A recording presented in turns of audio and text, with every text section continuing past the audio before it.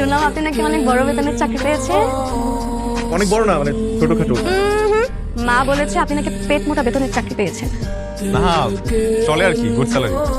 আজকে কিন্তু আপনাকে ছাড়ছি না। ট্রিট দিব তো? আরে ধর, ট্রিট কার লাগবে? শুনেন, আজকে আপনি আমাকে বলবেন কি বলবো? এই যে দিন আপনি যাকে মনে মনে পছন্দ করতেন, লুকিয়ে লুকিয়ে তার জন্য চিঠি লিখতেন, কিন্তু স্বীকার করেন।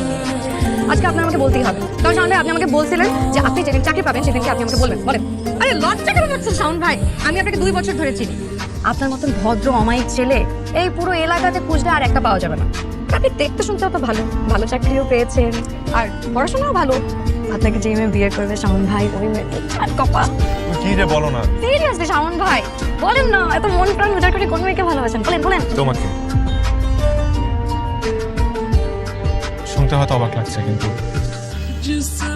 এই ভালোবাসাটা আছে না, সে প্রথম দিন থেকে আমি সবসময় তোমার চোখে নিজেকে দেখতে